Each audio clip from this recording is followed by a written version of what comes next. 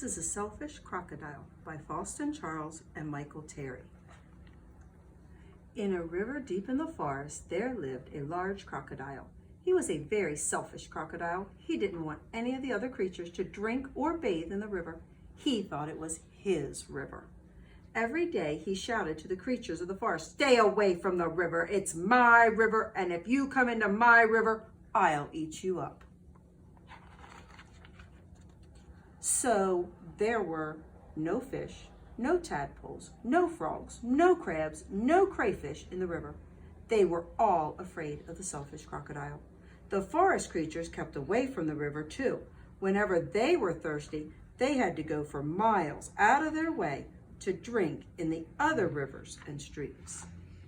Every day the crocodile lay in the sun on his great big back, picking up his big sharp teeth with a stick. Early one morning, the forest animals were awakened by a loud groaning sound. Something was in terrible pain. The creatures thought it must be an animal caught by the crocodile. But as the bright sun came out, they saw that it was a crocodile himself who was in pain. He was lying on his big back, holding his swollen jaw and crying real tears. The creatures drew closer, but not too close. Some of them felt sorry for the crocodile. "What's the matter with him?" asked the deer. "Oh no," said the squirrel. "Maybe he's gonna die," chirped the blackbird. "If that happens, it'll be safe to go in the river again," grunted the wild pig. The animals thought about it. They hung from branches, they peeked through the grass, they buzzed in the air, they shook their heads as they watched the great big crocodile, but no one tried to help. Suddenly, a little mouse appeared sniffing the air.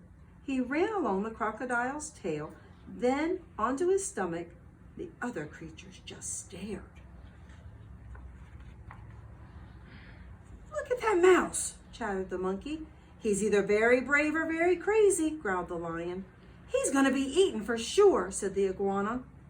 The mouse crept along the crocodile's big neck and into his open mouth. There was a hush in the forest. I wonder what will happen.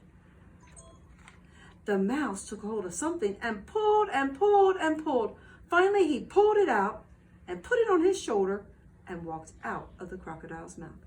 The astonished creatures began to cheer. The crocodile sat up and said, "The pain is all gone." And then he saw the mouse walking down his stomach, carrying one enormous crocodile tooth on his shoulder.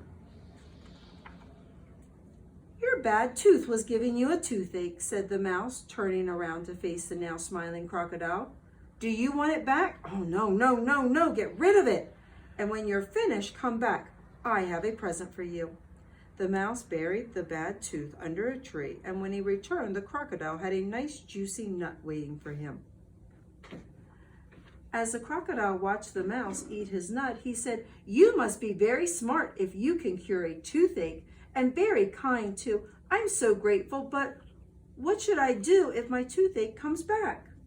"Don't worry, I'll help you take care of your teeth," answered the mouse, nibbling. Soon the crocodile and the mouse were best friends. Not long after that, the crocodile sent all the animals an invitation. "Please come drink and bathe in the river. I won't hurt you. The river belongs to all of us," he said. The creatures weren't afraid to drink and bathe in the river anymore. Although the crocodile was sometimes a little grumpy, they grew to love him. And soon the river was once again full of fish and tadpoles and frogs and crabs and crayfish. The end. Love it.